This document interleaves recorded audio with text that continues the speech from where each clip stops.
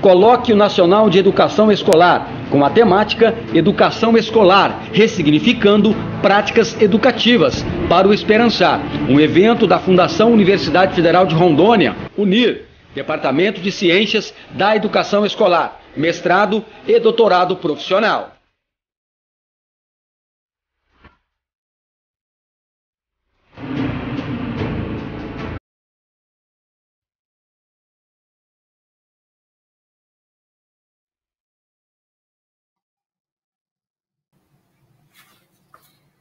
Boa tarde a todas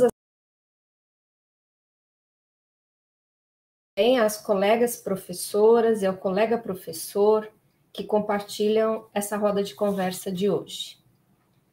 A Universidade Federal de Rondônia, UNIR, em consonância com seu papel de academia voltada para o ensino, a pesquisa e a extensão e seu compromisso social, promove o terceiro Colóquio Nacional de Educação Escolar, um evento do Programa de Pós-Graduação em Educação Escolar, seu mestrado e doutorado profissional, que neste ano de 2021 compartilha esse evento com a 36ª Semana de Pedagogia da UNIR, do Departamento de Ciências da Educação do campus de Porto Velho.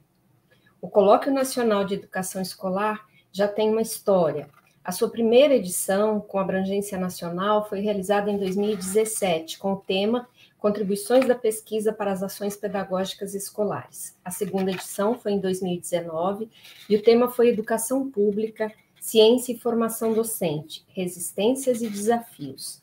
Assim, é com muita alegria que o Programa de Pós-Graduação em Educação Escolar, mestrado e doutorado profissional e o Departamento Acadêmico de Ciências da Educação do campus de Porto Velho realizam, no período de 15 a 17 de dezembro, essa terceira edição, cuja temática é Educação Escolar, ressignificando práticas educativas para o Esperançar.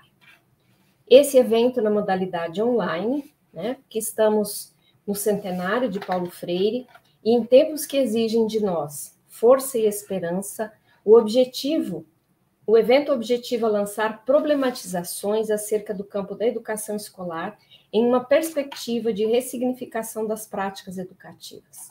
Além disso, propõe-se, a partir de eixos temáticos, apresentar estudos que reflitam sobre os desafios de consolidar, na educação pública, discursos, ações e práticas docentes que contribuam para melhorar a qualidade da educação em Rondônia, na Amazônia e no Brasil. O Colóquio de Educação Escolar é um evento destinado aos profissionais da educação básica, pesquisadores, pesquisadoras de instituições de ensino, acadêmicas e acadêmicos dos cursos de licenciatura e dos programas de pós-graduação da área da educação e afins. Destaca-se que o evento acontece nessa modalidade online como alternativa aos eventos presenciais enquanto durar essa situação de emergência na saúde pública decorrente da pandemia do coronavírus. E com a esperança de que possamos sobreviver e superar esses momentos difíceis, não só de pandemia, recorremos a Paulo Freire quando ele afirma: minha esperança é necessária, mas não é suficiente.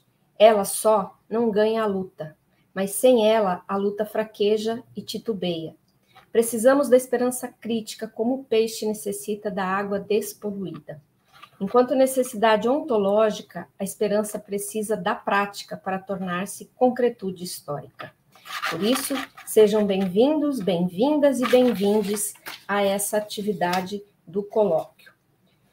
Como procedimento, a UNIR, preocupada com o bem-estar e com a efetiva comunicação da e para a comunidade acadêmica, ela trabalha com a audiodescrição de todos os membros que participarão dessa e das demais atividades.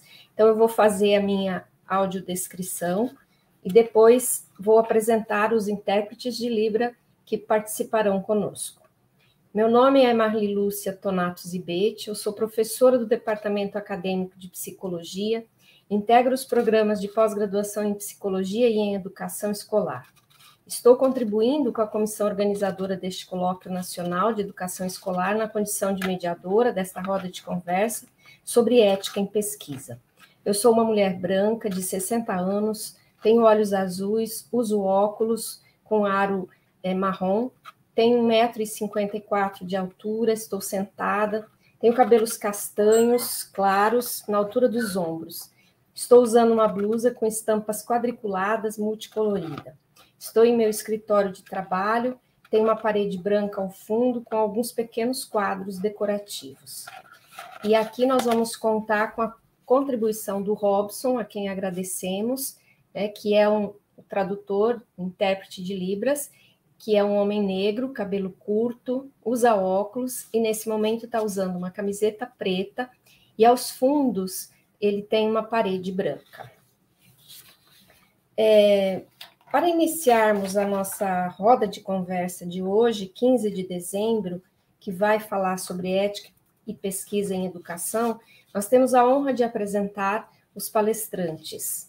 A professora doutora Luciana Grupelli Laponte, que é coordenadora do Comitê de Ética em Pesquisa da Universidade Federal do Rio Grande do Sul. É a professora que vai fazer a primeira parte da nossa contribuição de hoje. Depois nós teremos a contribuição do mestre Gleison Guardia, que é professor do Instituto Federal de Educação, vou apresentá-los já, e a professora mestre Ellen Petian Parmegiani, que é professora da Universidade Federal de Rondônia.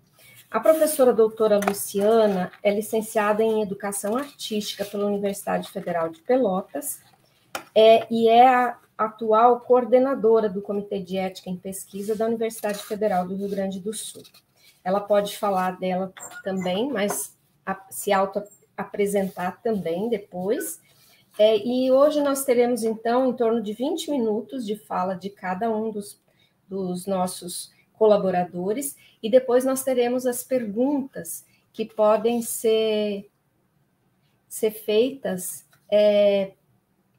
pelo chat, tá bom? Eu vou, então, passar a palavra para a professora Luciana Grupelli Laponte, Loponte, desculpe, ela está pedindo para corrigir, obrigada, professora Loponte, e vou pedir que ela faça a sua audiodescrição antes de fazer a sua intervenção na mesa de hoje. Obrigada, professora, agradecemos muitíssimo a sua colaboração nessa tarde, agradecemos também aos intérpretes de Libra e agradecemos a nossa assessora, né, de tecnologia, a nossa colega de trabalho, foi a egressa do programa, a Ilma, que está aqui nos bastidores, a Maitê e também a Patrícia. Professora, a senhora tem a palavra. Muito obrigada pela oportunidade de estar com vocês, né? Então, fazer a minha audiodescrição. Então, eu sou uma mulher branca, tenho 52 anos, tenho cabelo castanho, com algumas mechas mais claras, na altura do ombro, uso uma blusa branca, óculos moldura escura, e ao fundo eu tenho uma estante de livros. Eu estou em Porto Alegre, no sul do país. Então, em primeiro lugar, agradeço muito o convite. É uma pena que a gente não pode fazer um evento presencial, né? Mas, ao mesmo tempo, facilita que a gente possa estar aqui hoje, né? No final do ano, dezembro, né? Quando nós já estamos muito atarefados para terminar as atividades, né? Acadêmicas. Então, para mim é um prazer estar aqui com vocês e poder compartilhar algumas experiências que nós temos tido na nossa universidade. Então, eu sou professora da Faculdade de Educação. A minha área de atuação com pesquisa é principalmente arte e educação, arte e docência, e desde março deste ano estou coordenando o Comitê de Ética em Pesquisa da URGS. Eu vou compartilhar aqui meus slides para poder conversar um pouco com vocês.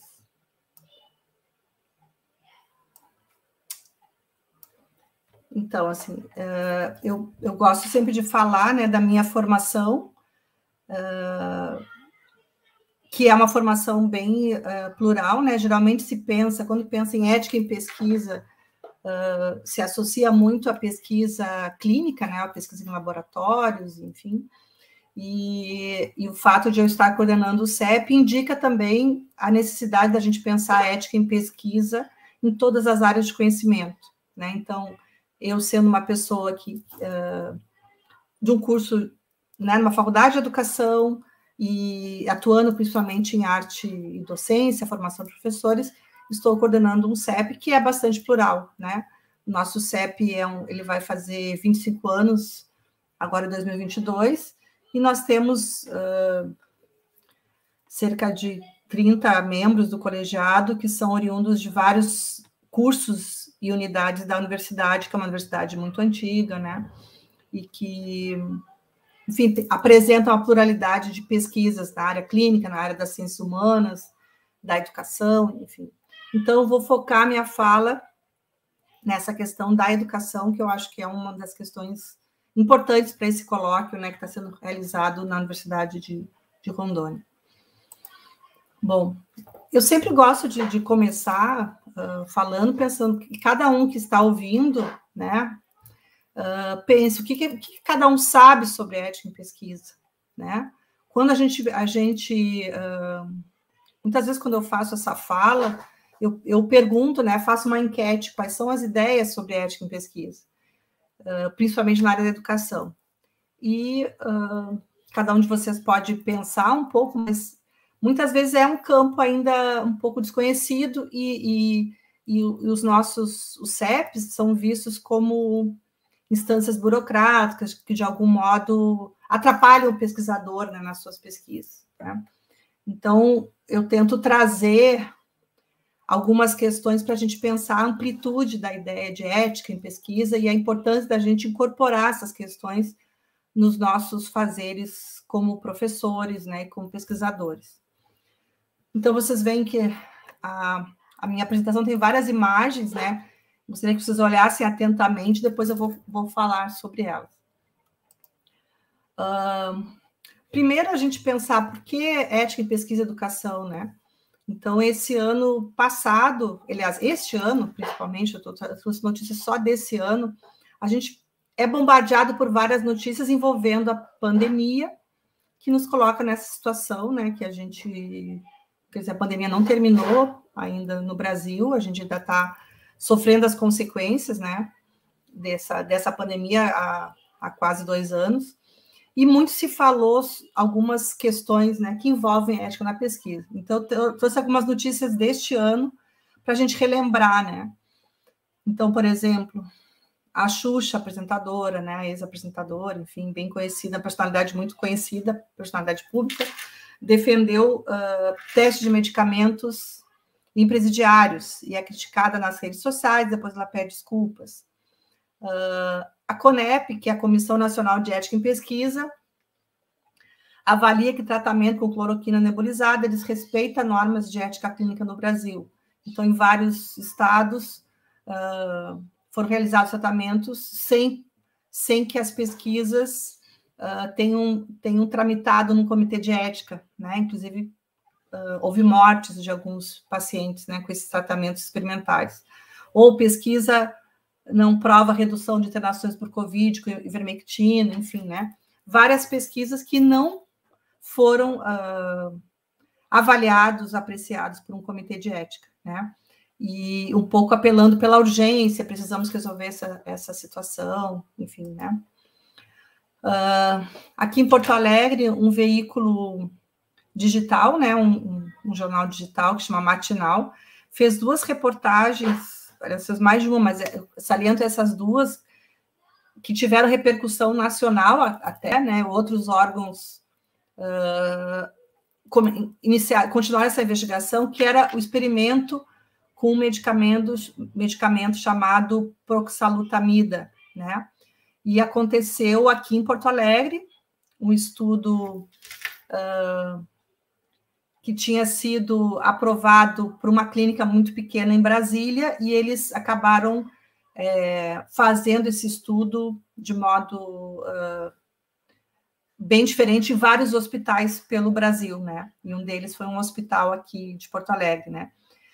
E a reportagem mostra um termo de consentimento totalmente fora dos padrões e fora do que a gente espera, né, para um termo de consentimento, Quer dizer, relatos de pacientes que não sabiam do que se tratava o experimento e estavam numa situação de doença pela Covid e assinaram um termo sem saber do que significava, por exemplo. Isso é uma questão muito grave. Ou um médico que não atendeu recomendações da CONEP na pesquisa que foi aprovada para uma clínica em Brasília, né? Por exemplo, negligenciando os riscos de malformação fetal, né, no uso desse medicamento. Então, são alguns exemplos, assim, né? E em outubro desse ano, o Conselho Nacional de Saúde se pronuncia em relação a esse estudo da proxalutamida, que foi feito em Porto Alegre e em outros estados do Brasil, dizendo, em toda a história do Conselho Nacional de Saúde, nunca se testemunhou no país tamanho desrespeito às normas de ética e aos participantes de pesquisa.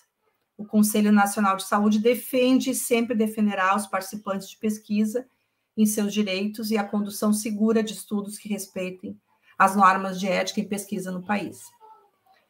Então, são alguns exemplos, né, de situações muito recentes, e aqui eu trago exemplos da história mesmo, da discussão da ética na pesquisa, como estudos feitos em pessoas deficientes mentais, né, sobre efeitos do açúcar nos dentes durante 4 anos na Suécia, quer dizer, pessoas vulneráveis que não teriam como dizer se queriam participar ou não, né, na Suécia, nos anos 50, ou crianças deficientes que receberam vírus da hepatite nos anos 70, e o mais, assim, que mudou muito a história da ética na pesquisa no mundo, foi o julgamento de Nuremberg sobre os atos e experimentos médicos praticados pelos nazistas, né, com judeus durante a Segunda Guerra.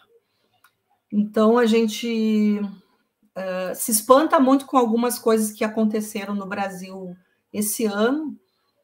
Por exemplo, esse pronunciamento da Xuxa, né, que é uma personalidade pública, dizendo, bom, se aquelas pessoas estão presas, elas podem servir de cobaias para experimentos, quer dizer, é algo que remonta a situações já vividas pela humanidade, né, e que gerou uma série de resoluções, regulamentações pelo mundo inteiro sobre a ética na pesquisa, para que isso não volte a acontecer. Né? Então, aqui só alguns exemplos, né, da importância e da relevância da gente pensar ética na pesquisa, em qualquer pesquisa. Né? Bom, eu vou falar, então, provavelmente meus colegas vão falar, eu vou falar só rapidamente, né, um pouco da regulamentação, né, e enfatizar a importância da formação dos pesquisadores da área das ciências humanas, especialmente em educação, né, e as tensões que há entre a formação e a normatização.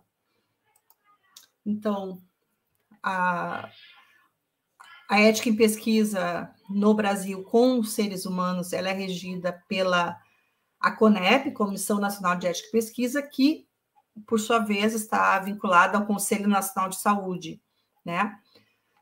Essa comissão, ela regula os comitês de ética que estão espalhados pelo país, em universidades, em hospitais, em secretarias de saúde, enfim, né? Então, todo o sistema, ele, claro, surge a partir das pesquisas clínicas e tem avançado em relação às pesquisas na área das ciências humanas e sociais, né, que é o nosso foco aqui. Então, esse sistema CEP-CONEP, ele regula, né, e avalia e trabalha com a formação, né, da atuação dos comitês de ética e pesquisa. O Comitê de Ética e Pesquisa da URGS, provavelmente, talvez, como o da Universidade de Rondônia, ele é um CEP plural.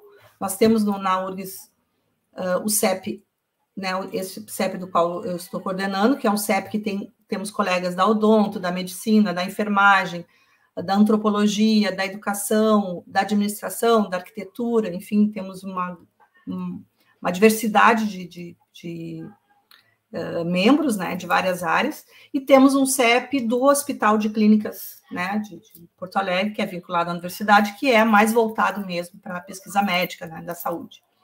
O nosso CEP é um CEP plural, tanto que eu, como professora de uma faculdade de educação, estou coordenando neste momento, né. eu gosto de chamar a atenção assim, para o trabalho que a Conep tem feito de aproximação com os pesquisadores. Então, tem um Instagram, né, que eu sempre recomendo seguir, acompanhar. Eles têm produzido materiais muito acessíveis, né, e a gente tem aproveitado bastante. Tanto no Instagram, por exemplo, eles publicam alguns cards falando sobre, aqui no caso, a instância das ciências humanas e sociais, que nos interessa particularmente, né, na área da educação. Então, explicando, né, várias questões importantes da avaliação de projetos. Tem um podcast também bem acessível, né, sobre temas importantes de ética em pesquisa. Então, material muito bom que tem nos ajudado muito nessa aproximação com os pesquisadores. Convido vocês a conhecerem o nosso site. O nosso site está bem fresquinho, assim, fizemos atualização há menos de 2 semanas, né? Porque geralmente os sites do CEP são muito duros, muito pouco amigáveis, né? E a gente fez uma reformulação junto aos funcionários da PROPESC, da Pró-Reitoria de Pesquisa, e conseguimos modernizar o site. Convido vocês a conhecer. A gente fez um FAQ, né, de perguntas frequentes, notícias, enfim, tem vários sites. Agora nós vamos ter a comissão dos biobancos também. Então, mostrando, deixando de forma mais acessível que o pesquisador e o participante de pesquisa tem acesso de maneira fácil das resoluções e das formas de encaminhamento dos seus projetos. Uma questão interessante do site, que a gente estava agora fechando, como ele ia ficar, né? Os funcionários da informática, quando coletaram imagens para colocar no site, escolheram principalmente pesquisas em laboratório, né? E eu chamei a atenção de que nós avaliamos pesquisas de várias áreas, não apenas as pesquisas clínicas feitas em laboratório. Então, em geral, se tem uma visão, né, de pesquisador, se a gente vê na mídia também, nas notícias, quando se fala em pesquisador, geralmente aparece o pesquisador de um jaleco branco dentro do laboratório, com as suas pipetas, né? Não aparece o professor como pesquisador, né? Ou a educação como campo de pesquisa. Então, no site, a gente tentou colocar uma visão mais ampla, né, do que pode ser pesquisa e qual o nosso papel também é avaliar a ética em pesquisa em várias áreas de conhecimento. Então, convido vocês a conhecerem o site. Bom, o que precisa, né? Acho que uma das perguntas que a gente mais recebe é o que precisa para uma pesquisa ser ética, né? Ser considerada ética. E eu acho que muitas das principais dúvidas dos pesquisadores de qualquer área tem a ver com alguns princípios, né?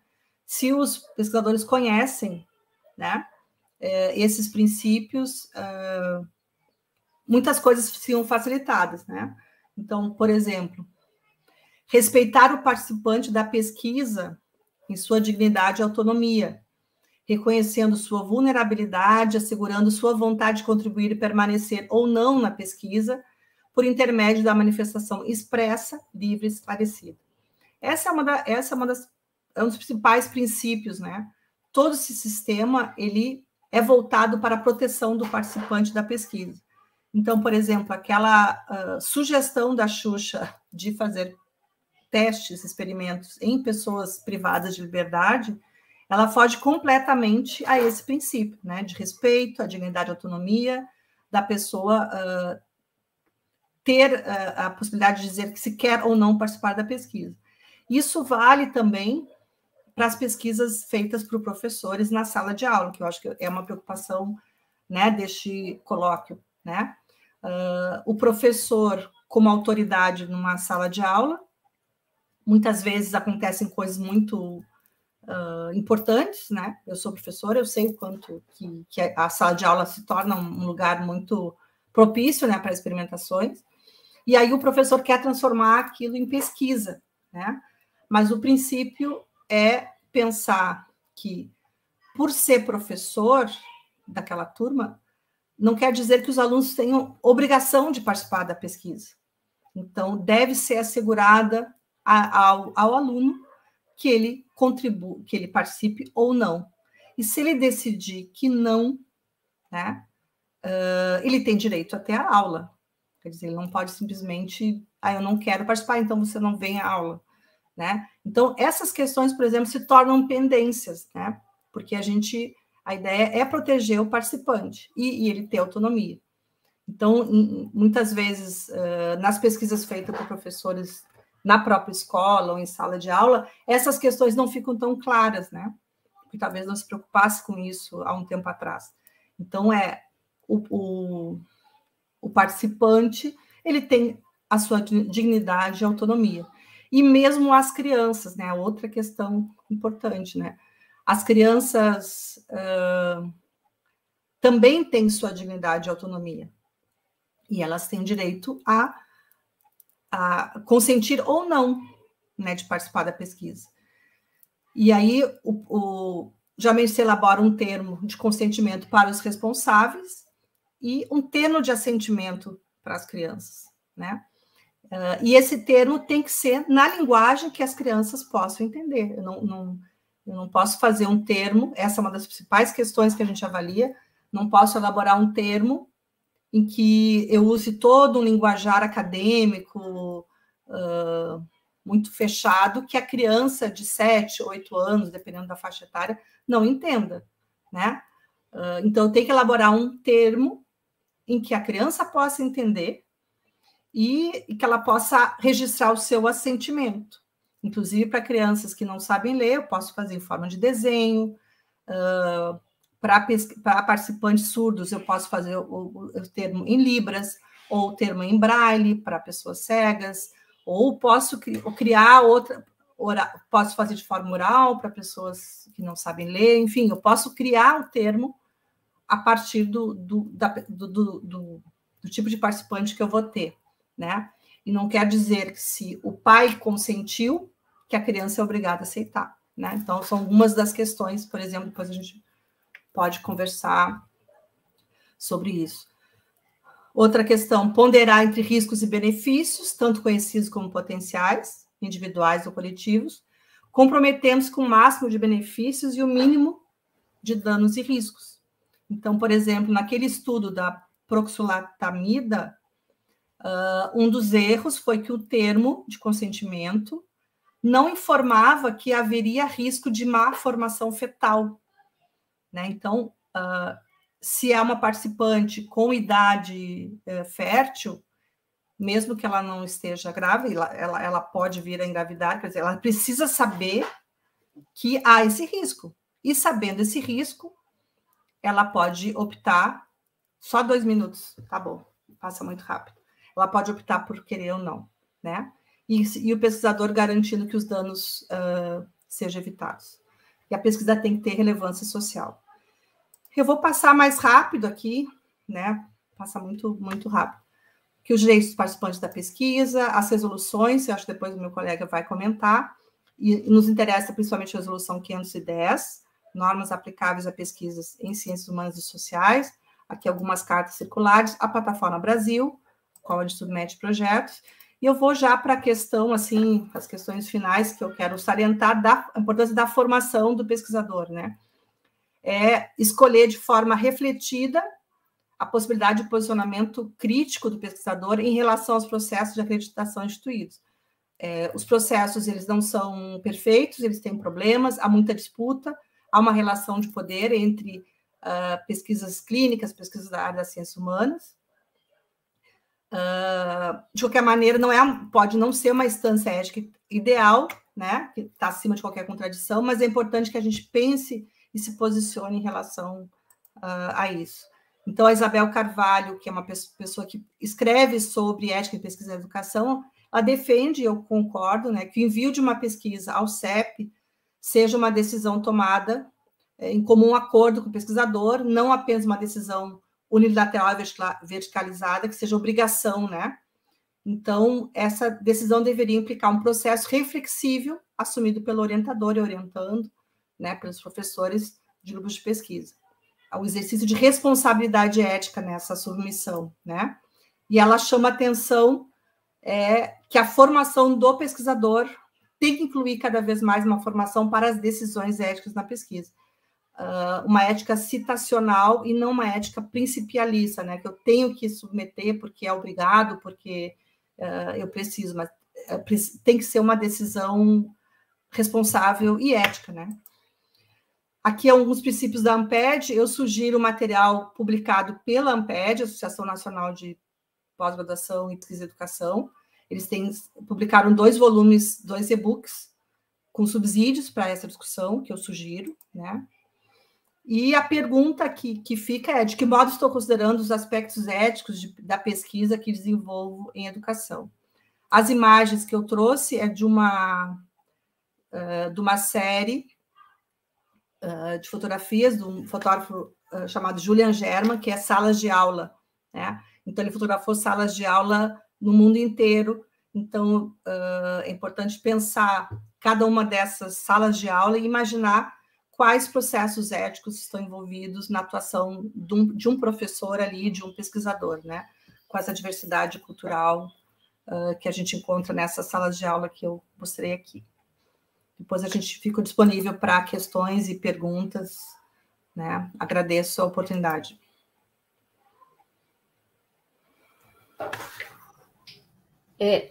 Nós é que agradecemos, professora Luciana.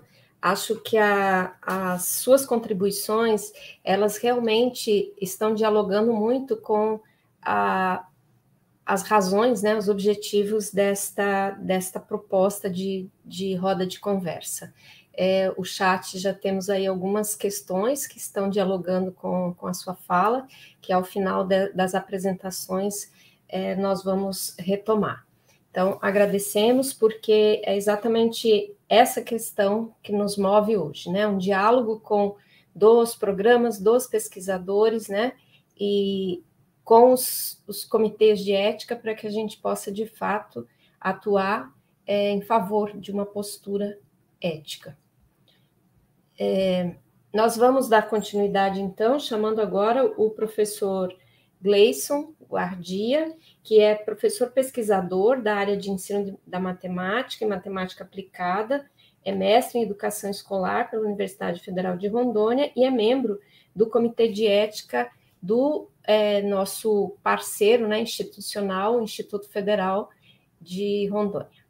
Então, professor Gleison, muito obrigada pela sua disponibilidade de dialogar conosco hoje, e o senhor também terá 20 minutos aí para suas contribuições. Boa tarde. O senhor pode fazer sua audiodescrição antes da sua fala, por favor. Boa tarde a todos que estão nos acompanhando, a todos os nossos colegas de profissão, né? Eu sou professor também no Instituto Federal, como disse, né? Sou da casa, fiz toda a minha carreira e formação acadêmica na casa, e agradeço muito à Universidade Federal por isso. Eu sou branco, tenho a pele clara, meus cabelos eram castanhos, mas hoje são grisalhos, tenho 40 anos, uso barba e estou usando uma camiseta branca de gola preta. Ao fundo eu tenho uma estante de livros que tem alguns volumes que eu gosto de ter fisicamente.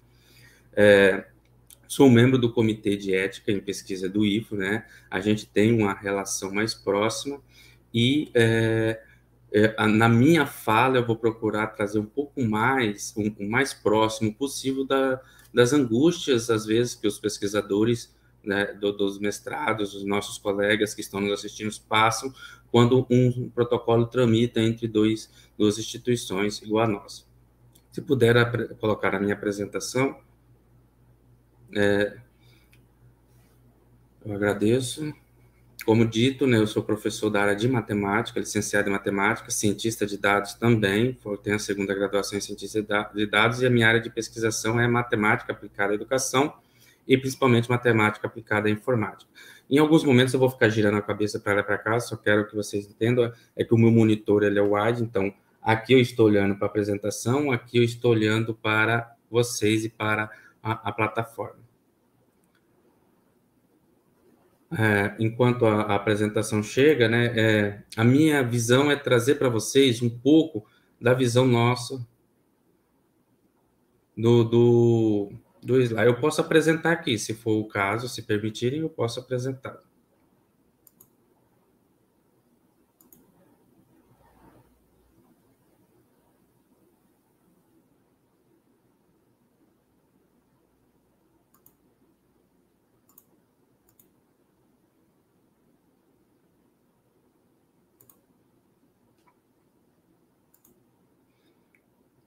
Só me dê um retorno, se estão conseguindo visualizar.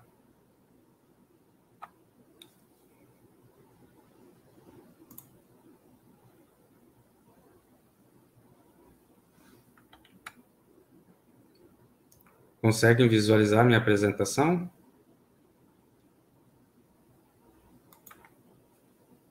Ok. Pode prosseguir. Ok. Então, aqui é mais na visão do avaliador para estreitar um pouco mais a relação entre os dois comitês, né? Como dito pela colega anteriormente, a professora da Universidade Federal do Rio Grande do Sul, basicamente o que nos norteia dentro dos comitês de ética são as resoluções, a 466, que institui e dá orientações gerais de como devem ser os pareceres, como devem ser o planejamento de um estudo ético, que considerações devemos levar quando construímos e planejamos uma pesquisa, e ela aborda de uma forma geral todos os preceitos éticos, principalmente os laboratoriais. Então, se a sua pesquisa não envolve o procedimento laboratorial, e às vezes acontece muito com nós professores que não somos da área biológica ou química, nós vamos recair em pesquisas que usam a metodologia social, metodologia de entrevista, de pesquisa, de prática pedagógica, de questionários. Então, para essas pesquisas, a gente deve levar em consideração, além da 466, a 510 de 2016, que é específica para essas metodologias sociais. Então, aqui você já tem um item que você deve ficar atento quando você constrói sua pesquisa. Se ela aborda questões da prática das pesquisas sociais, você não pode deixar de seguir a regulamentação 510 também. Seguir só a 466 já gera uma pendência para você nesse sentido. Nós também temos os deveres e obrigações dos pesquisadores que estão na nota operacional 01 de 2013. Vocês devem ler para saber quais são todos os nossos deveres, que obrigações nós temos com as nossas pesquisas e com os participantes das nossas pesquisas. E dentro desse período remoto também somos orientados pela Carta Circular 01 de 2021, que trata principalmente do cuidado que devemos ter com o ambiente remoto. Muitas vezes a gente não leva isso em consideração, mas basta nós vermos o que aconteceu essa semana. O Ministério da Saúde foi atacado e a plataforma ficou fora do ar. E aí, atrapalhando a vida de muitos pesquisadores e muitos comitês de ética. Imagina quando os seus dados estiverem online e eles forem vazados, o tipo de problema que isso vai gerar.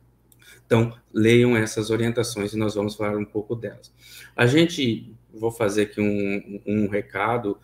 Uma das coisas que mais percebemos dentro do comitê e dentro da avaliação é que a maioria das pendências são coisas simples que demonstram que os pesquisadores não leram os documentos básicos. Aqueles documentos que deveriam ser seu guia, né? Principalmente o manual do pesquisador, que está lá na plataforma, além de todos esses documentos, que diz passo a passo como deve ser feito e o que deve ser feito. E coisas básicas, às vezes, passam, que demonstram que não foi lido, né? A gente não leu as regras do jogo antes de começar o jogo, eu costumo dizer. E aí, os comitês acabam tendo essa visão. As pessoas, os pesquisadores acabam tendo essas visões que os comitês são muito burocráticos, mas não, nós temos regras específicas que devemos seguir e o não cumprimento delas gera, neste caso, pendências, e ler essas regras vai facilitar muito a vida de todos, principalmente de quem está submetendo como quem está avaliando. Então, dentro de uma avaliação, e aqui a minha fala eu venho trazer justamente para vocês o que um avaliador quer saber do seu projeto de pesquisa, né? Uma das coisas que a gente nota também é que a submissão, ela sempre está com um cronograma muito apertado. Parece que se a gente faz a capacitação, faz toda aí a nossa formação pedagógica, a gente deixa o projeto para o último. E o projeto é o seu planejamento, ele deve ser pensado primeiro, porque quando você chega com um cronograma muito apertado para fazer uma submissão, aí você possivelmente terá problemas e nós também teremos problemas por causa da urgência que se necessita, né? Muitas vezes eu lembro do meu projeto de mestrado mesmo, a gente ficou meses debatendo sobre fundamentação teórica, uma coisa que não importa para o comitê.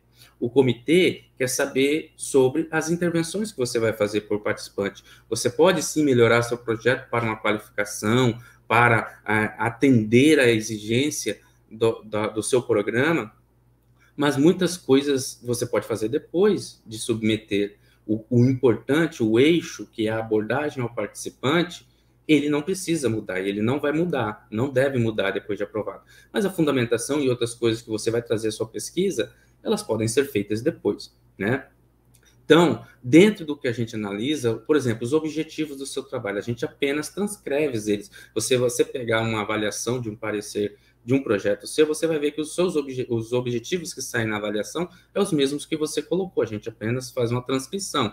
A única coisa que nós, do Comitê de Ética, procuramos ficar atento é se os seus objetivos estão alinhados com a metodologia. Por quê? A sua metodologia vai fazer você atingir seus objetivos? Sim ou não? É uma pergunta direta. Se não, por que eu vou autorizar o risco ao participante se você não vai conseguir os seus objetivos do jeito que você propõe a sua metodologia? Como a professora mesmo disse anteriormente, o papel do comitê, acima de tudo, é resguardar os direitos dos participantes. E se existe algum processo seu que é desnecessário para os objetivos que você tiver e se propõe a fazer, nós vamos solicitar que você reconsidere, né? A gente sempre faz isso, que você reconsidere se é necessário isso, baseado nos objetivos que você tem. Então, essa é uma das coisas que a gente analisa dentro de um parecer do comitê. E aí vem muito as avaliações dos riscos e benefícios. Agora, é uma coisa bem prática mesmo, né? Toda pesquisa, ela gera risco, às vezes a gente recebe projetos dizendo que não vai haver riscos, isso é impossível de acontecer. Uma vez que você vai entrar em contato com outra pessoa, você vai interagir com outra pessoa, você tem riscos, tanto você quanto ela, de participar das pesquisas. E esses riscos têm que estar muito bem definidos. A própria fala da professora anteriormente falou, omitir riscos não quer dizer que você vai ter um resguardo de alguma situação que aconteça. Está aí o caso que ela disse dos experimentos acontecendo, e está aí o caso do próprio Facebook, que omitiu riscos e teve até que mudar de nome por causa dos processos judiciais que sofreu ultimamente por causa de um risco subentendido, né? Esses riscos têm que ser considerados, leia a documentação que lá até diz, para esse tipo de pesquisa, esses e esses são os riscos que você deve levar em consideração. E você tem que propor ações que vão mitigar esses riscos, ou seja, eu considero os riscos, mas eu já tenho uma ação que vai possibilitar que esses riscos sejam minimizados ou mitigados. E isso tem que estar claro para o participante, principalmente no TCLE. No TCLE, ele tem que estar ciente de tudo que pode acontecer com ele e o que você vai fazer para ajudá-lo, né? E outra coisa, os benefícios têm que ser considerados. Uma coisa que a gente leva muito em questão é os benefícios ao participante superam os riscos aos quais eles estão sendo submetidos. Não é um nem outro projeto, não é um caso raro onde a gente lê e o benefício que é descrito é o benefício para o pesquisador. A gente só identifica benefícios ao pesquisador e nenhum ao participante. Ou ao participante é mínimo. Então, a gente não tem por que autorizar uma pesquisa onde o principal envolvido, quem vai estar exposto ao risco, não vai sofrer, não vai receber nenhum benefício em troca. Então, pense bem no seu planejamento, o que você propõe, qual é o benefício que isso vai trazer à pessoa que vai estar contribuindo para a sua pesquisa. Porque, sejamos sinceros, o principal objetivo que a gente tem quando faz uma pesquisa no mestrado é concluir o mestrado, né? Aprender e chegar ao que a gente quer. No doutorado é a mesma coisa, mas e o participante? O que ele tem a ver com isso? Será que é interessante para ele também? Então, pense muito no risco e no benefício ao participante. Sobre os comentários e considerações da pesquisa, a gente tem esse campo no parecer, onde a gente faz toda essa análise, desde os seus objetivos, se eles estão claros, se eles serão realmente executados. Nesses momentos, a gente identifica que, às vezes, você não precisa, por exemplo, passar pelo comitê o seu projeto, porque se você tem um objetivo, que se você substituir a metodologia que você tem, que não vai atender o objetivo, muda totalmente a cara da sua pesquisa, ela não precisaria passar. Temos os critérios de inclusão e exclusão, né? Eles têm que ser claros. Quem vai participar da sua pesquisa? Quem vai ser eliminado da sua pesquisa? E às vezes é comum, é um erro muito comum que também gera pendência, eu dizer que o aluno, o participante será excluído se ele não assinar o TCLE. Não assinar o TCLE não é item que permite que você exclua ele, é direito dele.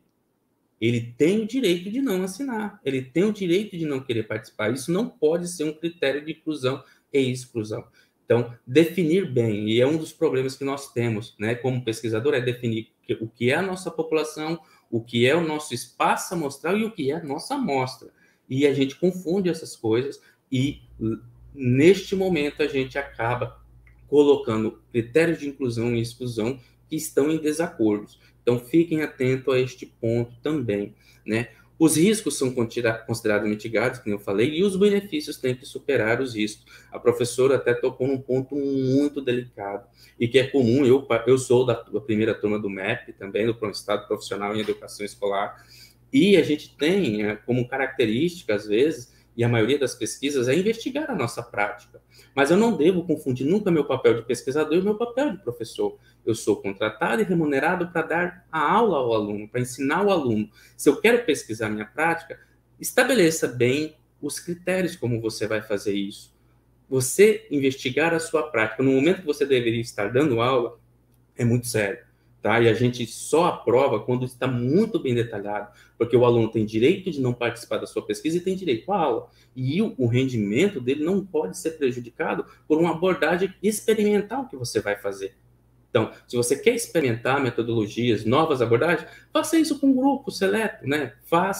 Pegue a sua própria prática, a sua própria aula e proponha fazer isso em outro momento, em um horário oposto, aí você livra-se, né, desses engasgos que acaba gerando a execução dentro da sua própria aula, né? Então, assim, vai participar quem tem interesse, quem quer contribuir, e você pode até validar com testes de média estatística, como você vai fazer pela análise de discurso, aquela sua prática de aula e a nova prática que você está propondo em um outro momento, com o mesmo grupo que participa das duas, mas em momento separado. Pense muito bem nisso, né? Principalmente quando entra o momento de gravar, filmar.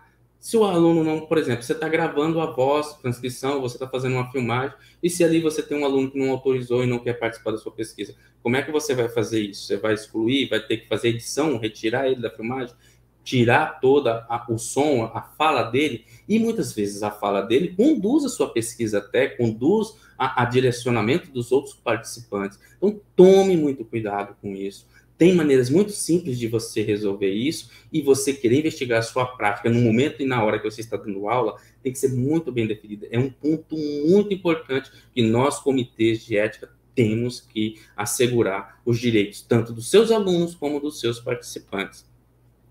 Comentários, né? Outra coisa, dentro da metodologia, né? Você tem que descrever detalhadamente. Uma coisa que a gente vê muito nos detalhadamentos metodológicos é você se preocupa com algumas partes, dizendo qual é o autor que embasa a sua metodologia, você vai usar esse procedimento segundo fulano de tal, e na hora de você dizer como você fazer cada parte com o seu participante, você não coloca. E que é justamente o que nos interessa. Eu sei que a pesquisação já é validada por vários autores, Tiolan e entre outros, né? Eu não preciso saber disso, eu preciso saber como é que você vai fazer o contato com o pai do aluno, como é que você vai conversar com o aluno, de onde vai vir essas informações, como é que você vai conseguir o contato deles. Não importa se você é professor da turma, como professor é uma coisa, agora o contato dele é assegurado pela escola. Como pesquisador, você tem que ter acesso, liberação de acesso a esses dados, para você entrar em contato. Como isso será? Como é que vai ser esse diálogo? Você vai dar espaço suficiente para ele entender a pesquisa e depois decidir se vai ou não participar dela? Muitas vezes a gente coloca que a participação, você já apresenta e já quer que a pessoa assine o termo de consentimento. Não é assim. Ele tem que dar um espaço, esperar ele pensar, analisar, né? Atende às resoluções, leia o que está nas resoluções. Ela vai dar tudo detalhado, ela tem a receita certinha de como seguir. É só você ler que você não terá nenhum problema nessas partes, né? E o armazenamento de dados, eu já toquei aqui. Muita gente desconsidera o preceito básico. O preceito básico do armazenamento de dados é download ou guardar em HD externo, que só você tem acesso, e por 5 anos. A lei manda você guardar por 5 anos, e muita gente diz que vai descartar logo que terminar a pesquisa, que vai descartar com 1 ano, 2 anos, 3 anos. Então, a lei diz 5. Então, você tem que guardar por 5 anos. É obrigatoriedade você ter a posse deles. O cronograma. Descreva detalhadamente cada etapa. Às vezes você coloca no programa, é comum, ó, a minha qualificação será aqui, meu produto tecnológico será produzido aqui, minha defesa será aqui. Não interessa para o comitê isso. Isso não faz parte. A gente não quer saber, isso interessa à instituição.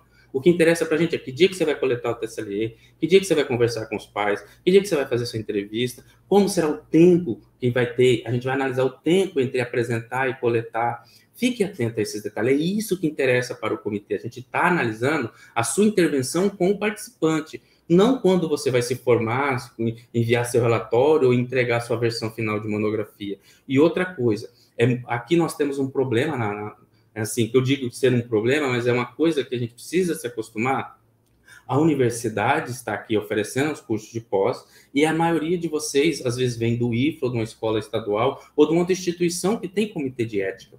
E aí, o seu protocolo vai tramitar nos 2 conselhos, tanto no da Uni como no do IFRA. E a gente se reúne nas mesmas datas. Então, não adianta você colocar um cronograma apertado, porque, por exemplo, em novembro, seu projeto vai ser apreciado pelo CEP da Unir. Sendo aprovado, ele vai automaticamente para o nosso CEP, para o CEP-IFO. Mas a gente só vai reunir agora em dezembro, porque a gente estava reunido no mesmo dia. Aí, em dezembro, que vai chegar para a gente. Vocês estão vendo? Só aí são 2 meses de tramitação. Então, atentem-se aos prazos dos 2 CEPs, para que vocês não percam o prazo. E o que mais acontece quando chega esse tipo de projeto é quando chega para a gente, ele já está com o cronograma defasado, estourado. E aí gera uma pendência automática. E aqui eu quero trazer um ponto bem interessante, que vai ser sobre como você deve proceder nisso. Na última slide eu vou falar sobre isso. Então, coisas que devem ser obrigatórias no seu projeto. Está lá dentro das resoluções, mas volto aqui. A folha de rosto devidamente assinada por quem propõe, né, qual instituição está propondo a pesquisa, a carta de aceite do seu orientador, o seu termo de compromisso, principalmente baseado na resolução 01, aquela carta, aquele norma operacional 01, que diz suas obrigações como pesquisador. A autorização da pesquisa, se você vai fazer uma unidade, você já tem que ter autorização, não dos participantes, mas do gestor da unidade. Por que a gente vai avaliar um projeto se você não tem autorização da pesquisa do campus? Vamos dizer, você vai fazer aqui no campus de Paraná. A diretora tem que dizer que autoriza, porque senão não faz sentido você tramitar o processo, se vai chegar aqui, ela vai dizer não para você. Então, essa autorização já tem que ser colocada. O TSLE e o TALE, como foi dito, na linguagem do participante, dizendo como se fosse um diálogo, uma conversa. Tanto é que ele pode ser uma conversa gravada e você manter esse arquivo. Termos de uso e voz e imagem, que são documentos à parte também. O questionário, o roteiro da entrevista, a gente tem que analisar. Por mais, às vezes, na metodologia da pesquisação, você vai, conversa, depois você monta seu objeto de estudo, né, aquilo que você for consultar, mas pelo menos o eixo principal do que você deve conversar, o que você vai conversar, o comitê tem que apreciar, ele tem que ver se a sua pesquisa não está enviesada, principalmente quando você está atuando na sua prática, né? A gente tem que saber distinguir se o aluno não vai se sentir, ou se o seu participante não vai se sentir obrigado a participar da pesquisa, porque você exerce uma certa autoridade dentro do ambiente onde ele está. E, principalmente, o roteiro, o porquê das pesquisas, das perguntas. A gente vai analisar para ver se não tem nenhuma pesquisa induzindo já. Porque, às vezes, a gente planeja, quer investigar algo, mas a gente já quer que dê algo. E pode ser que o nosso procedimento, como a gente conduz a pesquisa, a gente já leva para que isso aconteça. Então, a função do comitê é que isso seja imparcial, que você possa ter tanto o que almeja como o que não almeja. E o seu questionário e o seu roteiro não pode estar enviesado. E outra coisa é o projeto completo também, que faz parte da submissão, né? Então, coisas importantes, caminhando aqui para o final da minha fala. Nunca execute nenhuma intervenção antes do que o seu projeto seja aprovado. Deixe isso bem claro nos documentos que você vai fazer, você vai aguardar a aprovação. Execute o projeto como foi aprovado, a metodologia, a intervenção com os participantes, faça como foi aprovado. Não mude. Se você fizer alguma alteração na execução, você deve submeter uma emenda alterando esse detalhe. Ó, eu vou precisar alterar isso. Submete uma emenda, espera ser aprovado para você continuar. Porque quando você tem uma linha, um norte onde foi aprovado, se você se desvia dele, você está incorrendo em um erro, né, e uma infração, porque você está indo fora daquilo que foi aprovado. E envia o relatório final após encerrar a pesquisa. Depois que você encerrou sua pesquisa, você tem que mandar um relatório final para a gente avaliar se você seguiu conforme foi aprovado. E é comum, neste momento, a gente identificar que o pesquisador não seguiu o projeto aprovado. E aí cabe a nós, como CEP, cancelar a sua pesquisa. Basicamente, é isso que a lei exige. Então, fique atento ao que você submeteu, como você submeteu, e execute aquilo daquela forma. Se precisar mudar, faça uma emenda e peça autorização à instituição, no caso ao CEP. Né? Aqui eu já passei. E aí uma coisa importante, né? Isso aqui eu trouxe, isso aqui é uma parte lá do seu manual, página 47, tá ali, ó. Hoje, você está na universidade, e aí a gente recebe, a gente aqui no campus, no CEPIF, já recebemos várias pesquisas da Universidade Federal do Rio Grande do Sul, como também da UNIR, quem mais manda pesquisa de coparticipante para a gente. E aí, o que acontece? Se você mandou, a sua pesquisa passou e veio para nós analisarmos, dependendo, e a gente identificar alguma pendência, na sua plataforma você vai ver que vai ter o PO e o POC. Ou seja, quando o seu projeto é aprovado na UNIR, automaticamente ele é duplicado e vem para o IFRO. E aí passa a tramitar um segundo protocolo na sua plataforma.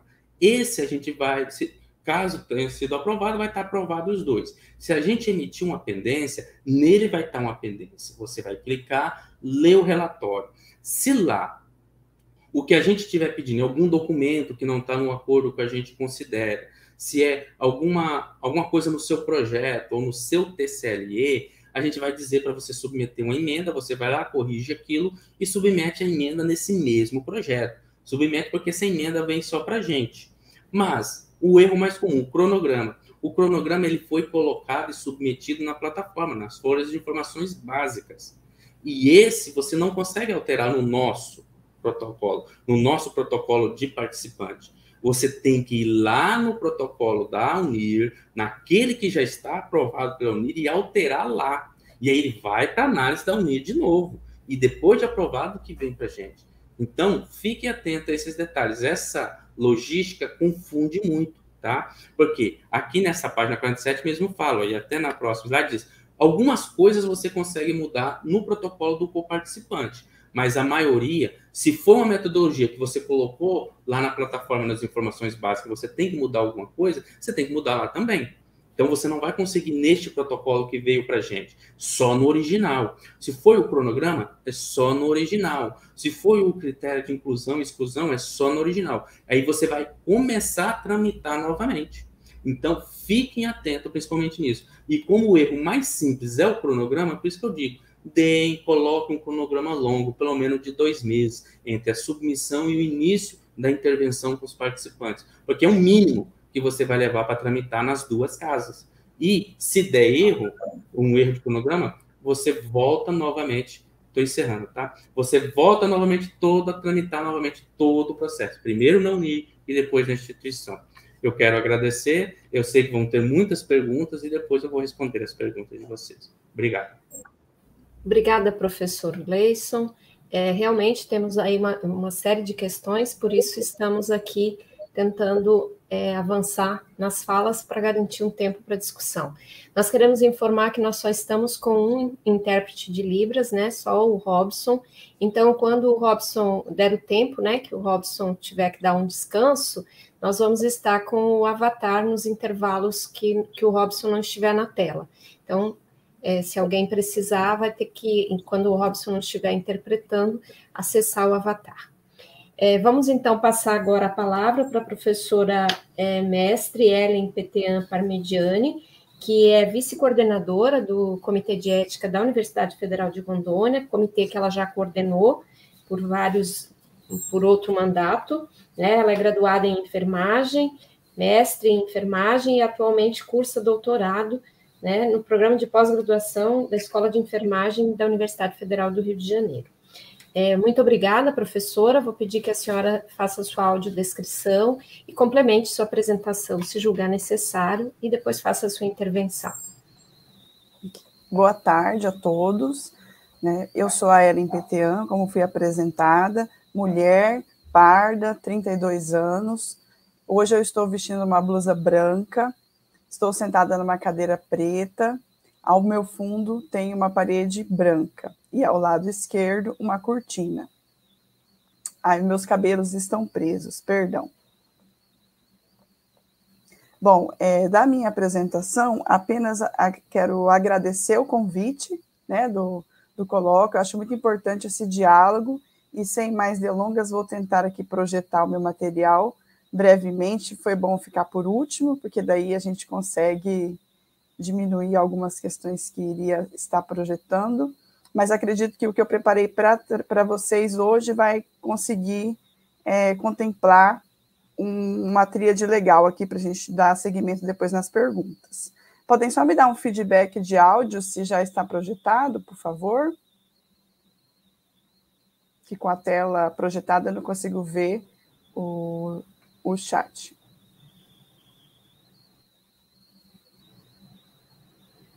Estamos vendo. Ok, muito obrigada. Bom, então vamos lá. Eu tentei trazer aqui para a gente conversar hoje um panorama pós-resolução 510/2016. Eu agradeço aos colegas que me antecederam, acredito que foi bem proveitoso, prático, né, a fala do professor, também da professora, então eu vou tentar adiantar aqui algumas questões do que eu trouxe para a gente conversar. Acho que deu para perceber, e talvez alguns não compreendam o tanto que isso impacta na nossa prática, enquanto pessoas que avaliam e pesquisadores que submetem, né? Mas a gente tem a história da ética em pesquisa no Brasil, ela nasce em paralelo, no mundo, na verdade, ela nasce em paralelo com os avanços científicos na área da saúde, né? Então, esse já é um grande desafio para as ciências humanas sociais, para a educação, quando as normas éticas nascem dentro desse arcabouço da saúde, da biomedicina, né, da medicina enquanto ciência. Então, esse progresso, foi a partir desse progresso que se houve a necessidade de consolidar ética na pesquisa, né, e aí, então, por conta de proteger as pessoas, né, para que as pesquisas trouxessem benefício aos seres humanos, e não atrocidades, como bem foi colocado pela primeira professora, né, que me antecedeu, aí tanto atual quanto a histórica, né? Então a nossa primeira marco, vamos dizer assim, que introduziu primeiramente alguns princípios na ética em pesquisa, foi o Código de Nuremberg, foi a partir dos crimes de guerra, da Segunda Guerra Mundial, lá em 1947.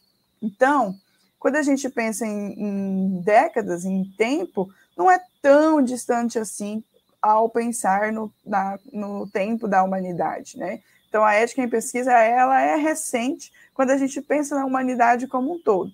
Mas foi a partir daí que se introduziu alguns princípios básicos, e o primeiro dele foi o consentimento voluntário, que o colega anterior, professor do IFRO, bem elucidou aí alguns aspectos, e a primeira também em relação ao conteúdo, né, quando a gente está na parte da educação. Então, compreender esse histórico é importante, tá? Não vou destrinchar todo ele, mas só para passar aqui para vocês entenderem. Então, a Declaração de Helsinki, todas as outras que submeteram depois de 64, foram marcos, foram relatórios que foram sendo introduzidos, conceitos e princípios, não à toa, mas por fatos e atrocidades que foram cometidas, né? Então, mesmo com o Código de Nuremberg, mesmo com a Declaração de Helsinki, ainda a gente tinha condutas antiéticas sendo executadas, né? O caso de Tuskegee, o estudo, né, que teve no Alabama, onde as pessoas contaminadas com sífilis, mesmo após sendo descoberta a doença e o seu tratamento, continuaram sem receber o tratamento apenas para se estudar a doença, e entre outros aí, utilizando dos vulneráveis. Então, é nesse arcabouço que se tem a ética, e o relatório de Beaumont que traz aí uma coisa muito importante, que são os 3 princípios que hoje são pilares da bioética, né? O respeito às pessoas, a beneficência e a justiça. Então, a gente tem esses princípios, que é o que fundamenta a ética, independente se é na saúde, se é na educação, se é nas ciências humanas e sociais. São esses os princípios que nós devemos ter em mente quando pensamos a nossa pesquisa.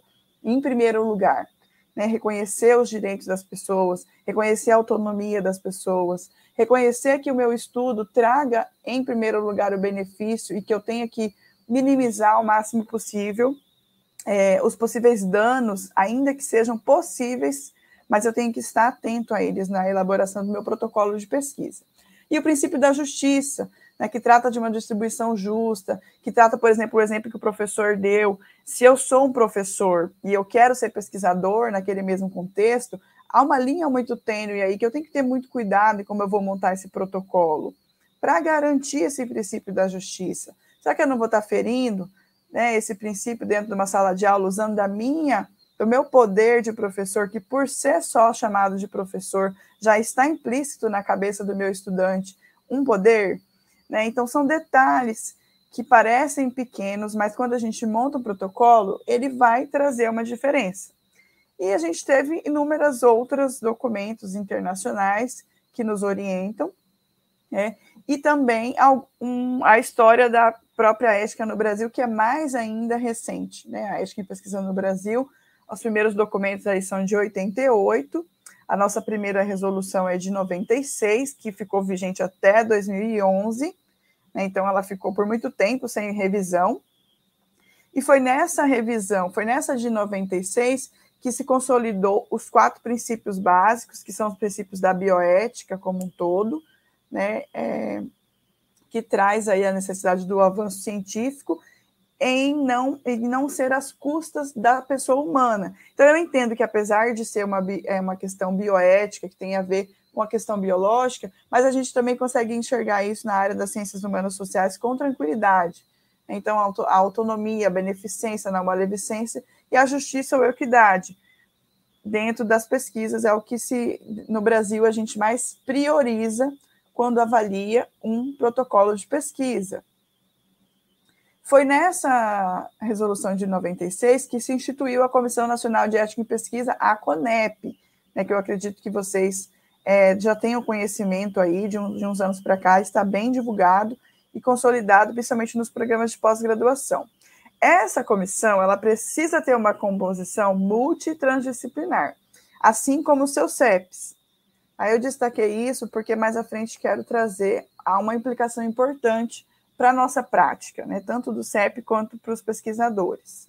E aí, em 2012, então, a gente tem a 466, que é com a 466 que se reforça esses princípios, muda uma nomenclatura que até então era sujeito, passa a ser participante, e essa é uma nomenclatura que para o CEP é importante, mesmo que no método das ciências sociais a gente use muito a palavra sujeito, eu na minha tese uso, né, a minha teoria é uma teoria das ciências sociais, então a gente usa muito o termo sujeito, mas quando está trazendo a questão ética da pesquisa, a gente procura utilizar o termo participante, como pede a resolução vigente.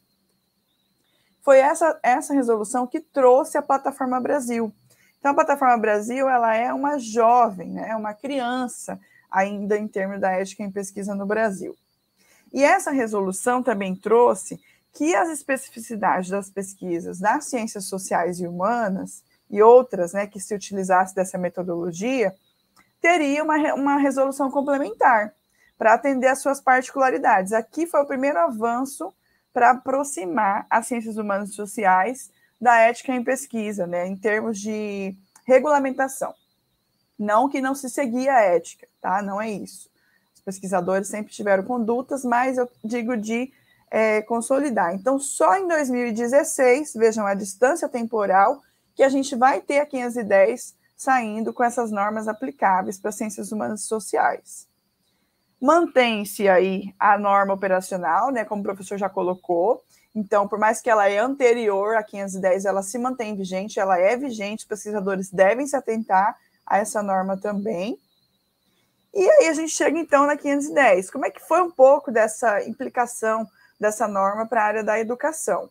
Então, essa regulamentação única de biomédica e ciências humanas e sociais, ela traz implicações para nós na prática, né, tanto na elaboração de projeto, na avaliação, na submissão desses projetos, e isso contribuiu por muito tempo, contribui ainda, para que a gente tenha os pesquisadores das ciências humanas e sociais distantes do sistema CEP-CONEP. O que é isso?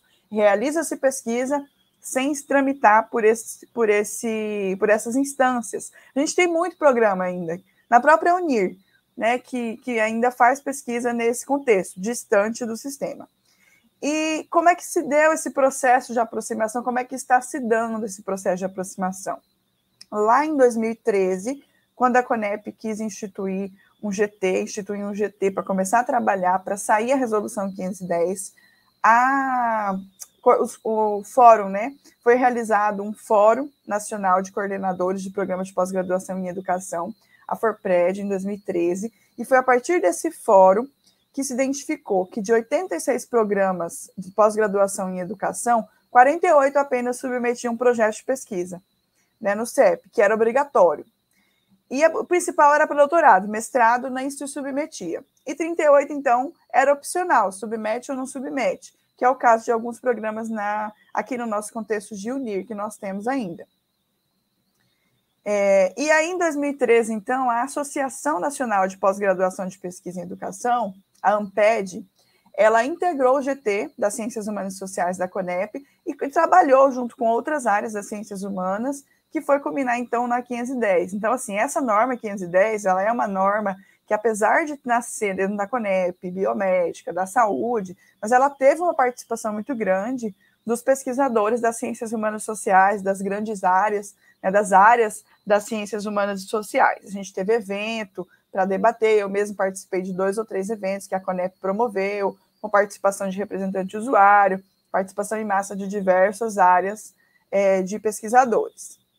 Só que mesmo com esse GT, mesmo com a aprovação dessa resolução, a gente tem uma grande implicação, que é o fato de estar tramitando na mesma plataforma que foi gerada com o viés das ciências biomédicas, né? Então, o formulário ele é específico, ele é único. A gente tem aspectos do nosso formulário que muitas vezes não cabe à pesquisa da educação, que não cabe à pesquisa das ciências humanas e sociais, né? Algumas questões, inclusive, de pesquisas num paradigma mais biomédico, quantitativo, né? Então, a gente tem, assim, esses aspectos. Questão clínica, né? Os estudos clínicos é o que mais trazem implicações de cuidados, vamos dizer assim, em termos de intervenção física. Não que as intervenções que não sejam físicas não tenham suas implicações, mas requer um formulário diferente. Afinal de contas, a gente não vai executar o mesmo tipo de procedimento. Então, esse é um grande problema, um grande limite e um grande desafio, tanto para vocês, pesquisadores, quanto para nós que coordenamos e que estamos avaliando projetos de pesquisa. Porque, às vezes, a informação que nós gostaríamos de ter de vocês não está contemplada, né, naquela plataforma, e outras que não precisariam estar, os pesquisadores acabam colocando para atender e acaba prejudicando o entendimento do projeto. Então, esse GT ele foi desfeito, mas se instaurou uma instância de acompanhamento na CONEP.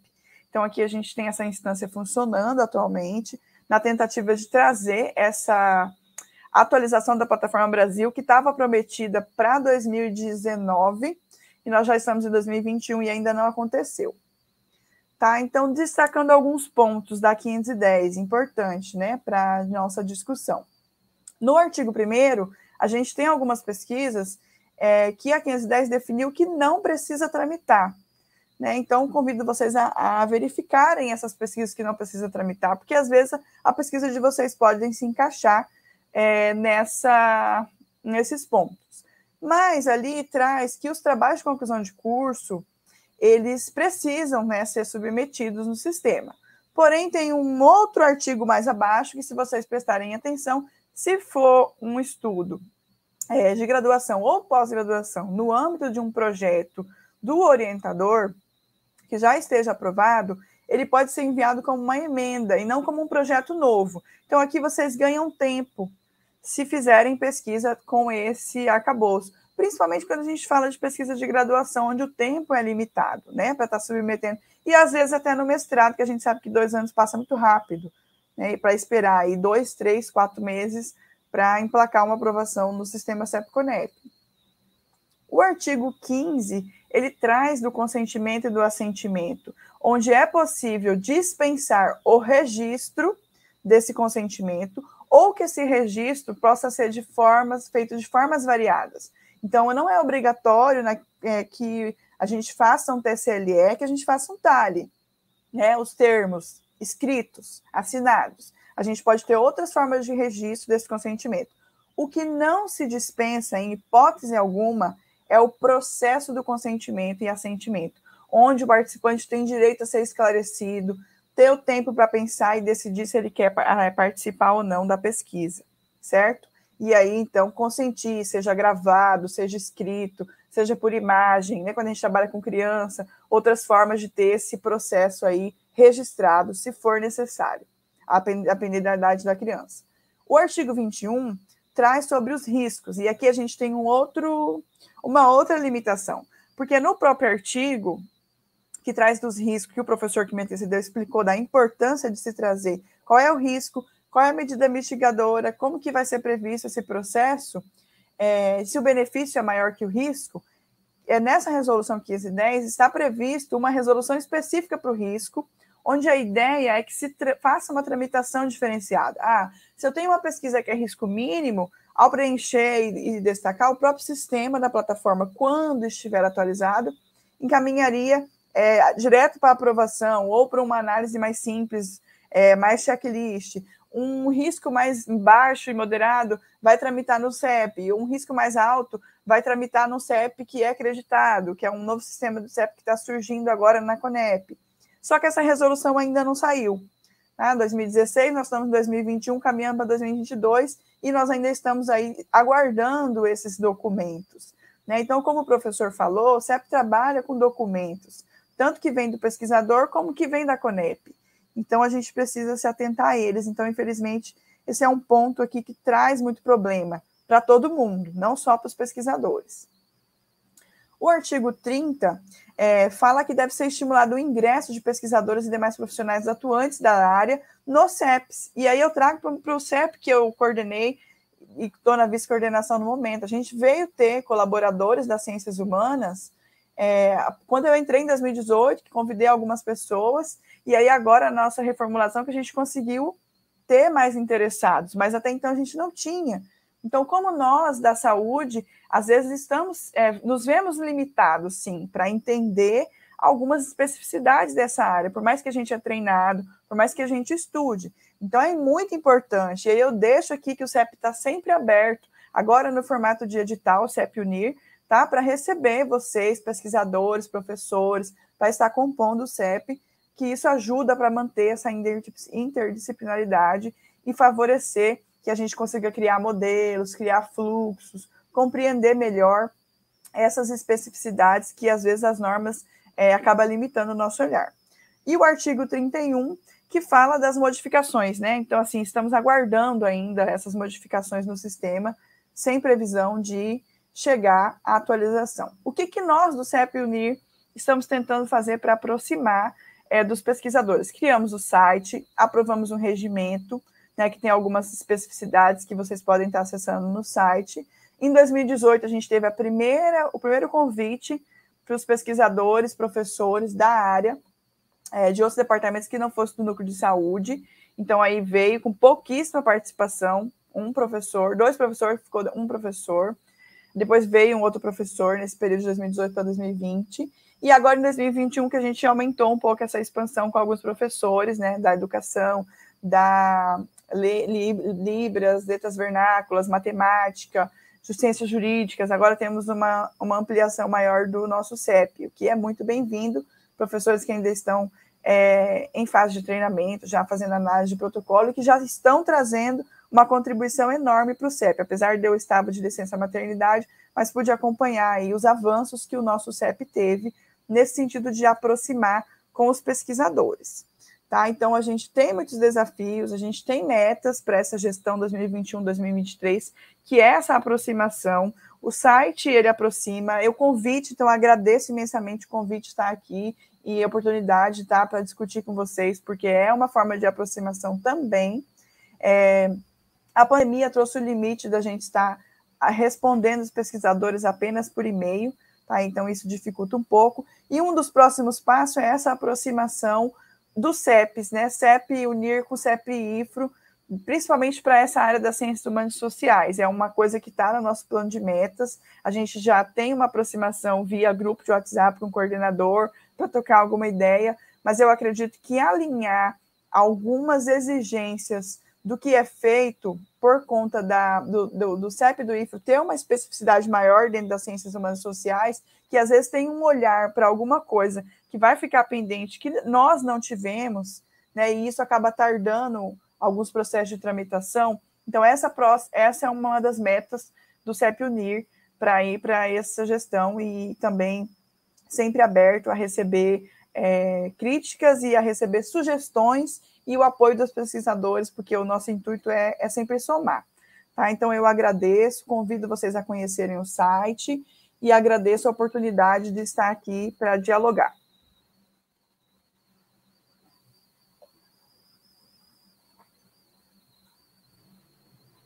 Nós aqui agradecemos a disponibilidade de estar conosco, e não só, né, nessa roda de conversa, mas todas as vezes em que vocês foram chamados a dialogar com os programas, isso tem sido sempre muito presente, cumprindo o papel educativo também, né, dos comitês, e não só fiscalizador.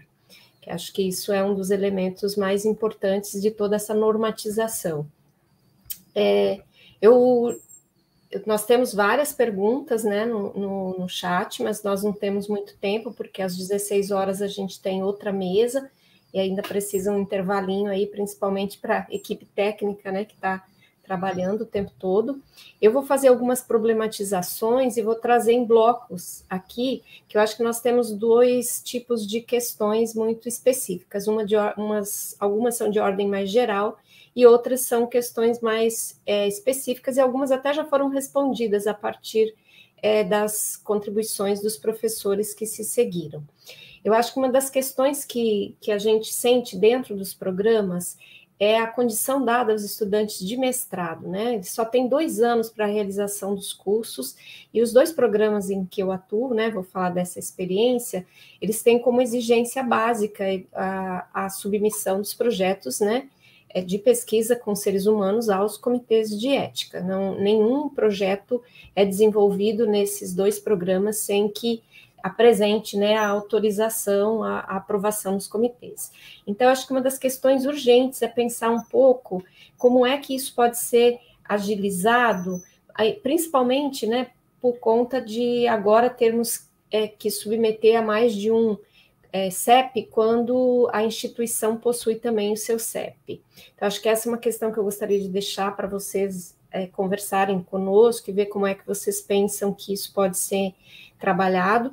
Outra questão é o que a Ellen acabou de apontar, que o surgimento da Plataforma Brasil e da legislação se dá, né, historicamente, no campo da saúde, e que a própria plataforma ainda utiliza termos e formatos de pesquisa que são deste âmbito, né? Então, isso dificulta de forma muito acentuada a descrição dos procedimentos que os pesquisadores da área de ciências humanas, e nesse caso, e sociais, nesse caso a educação, tem para descrever os seus projetos de pesquisa, né? Há uma infinidade de modalidades de pesquisa e todas precisam ser enquadradas numa plataforma que muitas vezes não apresenta os termos e as possibilidades para isso.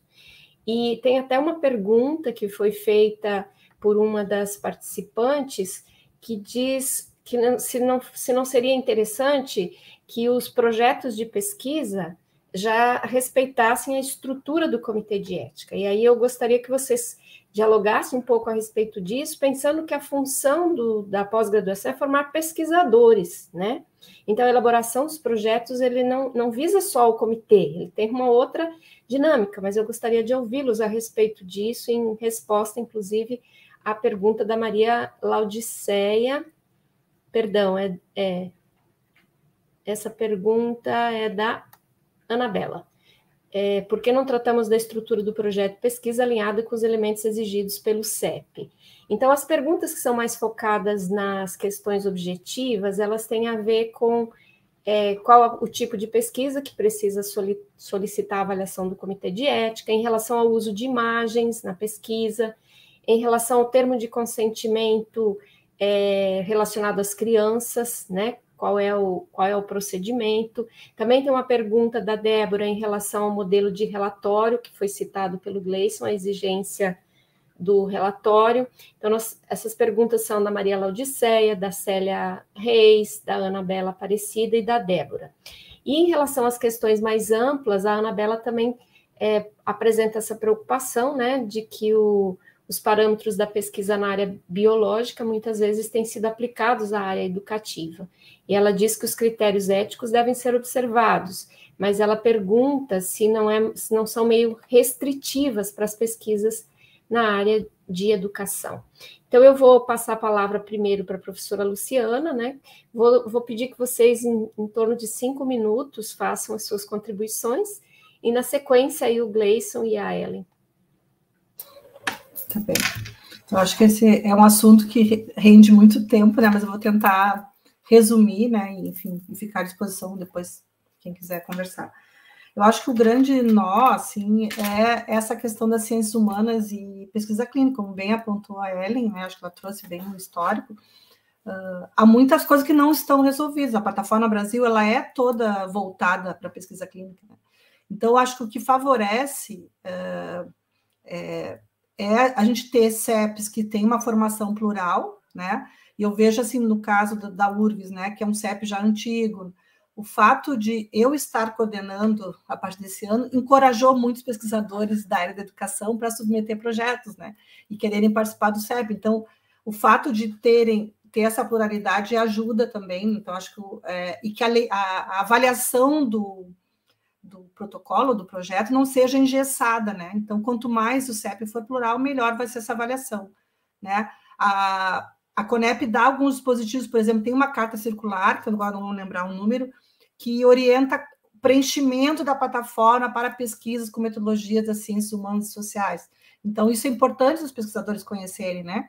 Porque tem algumas coisas que não precisa preencher, né? Então, enfim, são questões que, como eu disse, essa instância regulatória, ela tem disputas de relações de poder, tem uma série de questões que não estão resolvidas, né?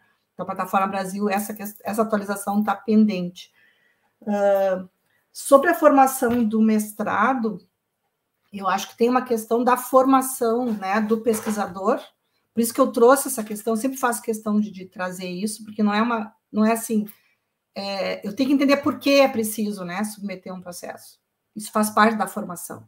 Então, no mestrado, é possível submeter um projeto, né? Eu tenho alunos de mestrado que estão submetendo, ou quando eu vejo que o mestrando não vai ter condições, bom, vamos mudar a linha de atuação, vamos fazer outro tipo de pesquisa.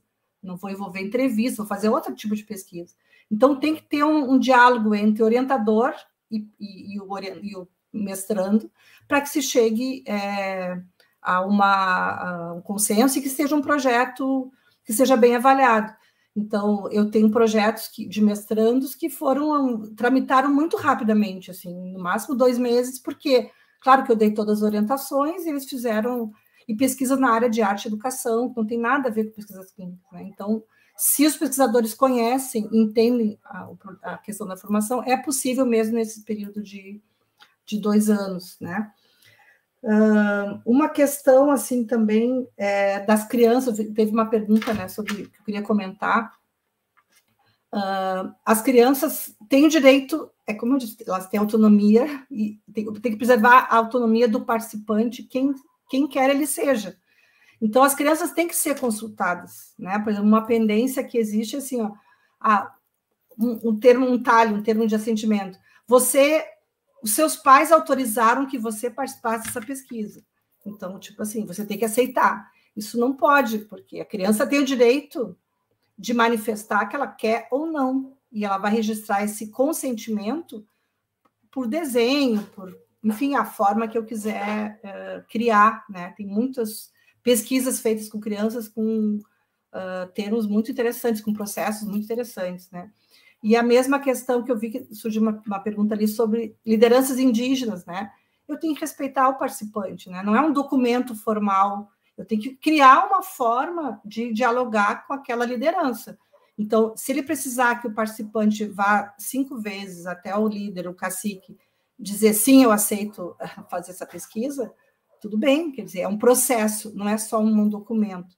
Então, essas questões todas, né? Estou falando bem rápido para dar tempo e os colegas poderem responder, mas depende muito da formação do pesquisador e que essas questões estejam presentes entre os professores, né, orientadores.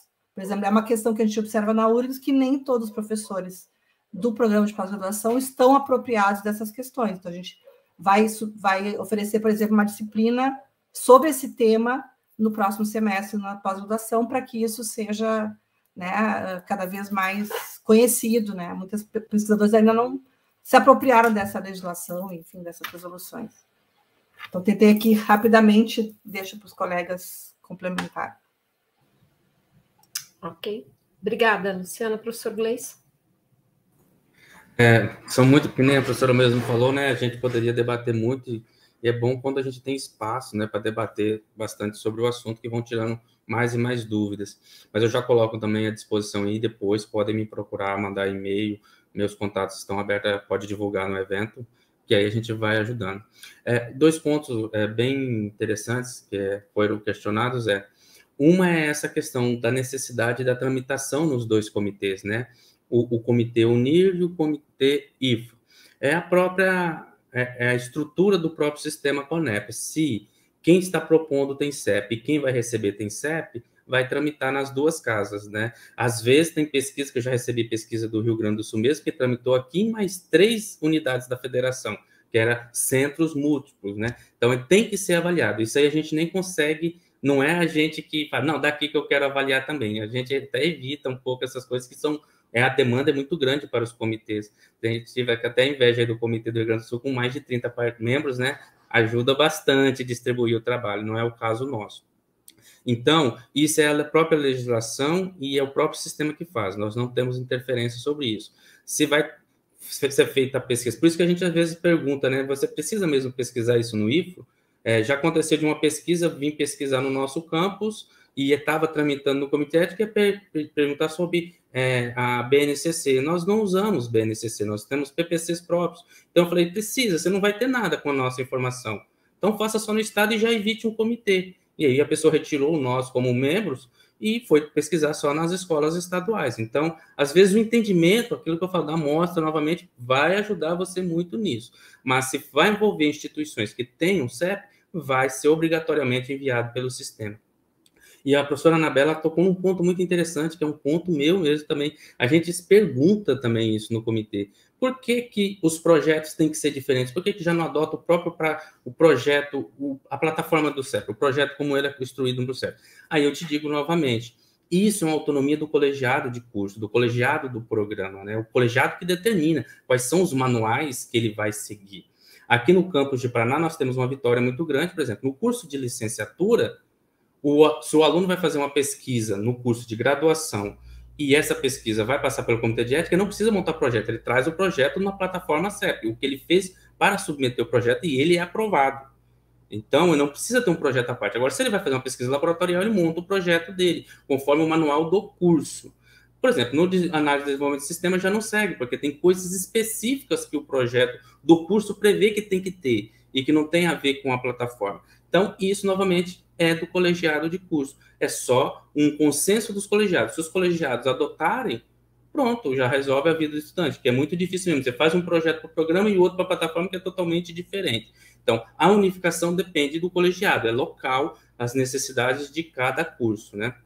Então, basicamente, são esses pontos que a gente acha interessante, que não foram abordados ainda, mas possam contribuir em mais outros pontos. Professora? Obrigada, Gleison. Professora Ellen? Bom, muito pertinente as questões, né, que ficam aí, as dúvidas dos pesquisadores. Deixa eu ver no que eu consigo contribuir mais um pouco aqui em relação a isso. Eu particularmente, sou um pouco avessa à ideia de que o programa tenha que engessar os seus projetos para atender o CEP, porque isso vai contra as próprias normas, né? Que o CEP não deve interferir no científico, na ciência do que está sendo produzido, e sim na questão ética. Qual que seria a minha sugestão para a gente tentar alcançar aí?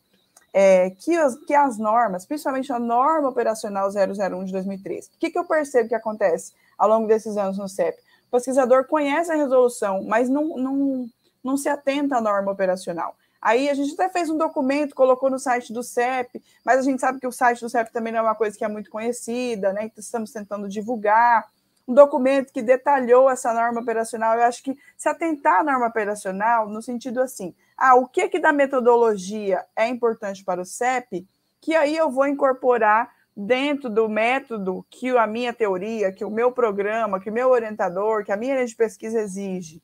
Eu acredito que dá para a gente conciliar bem as duas coisas nesse sentido.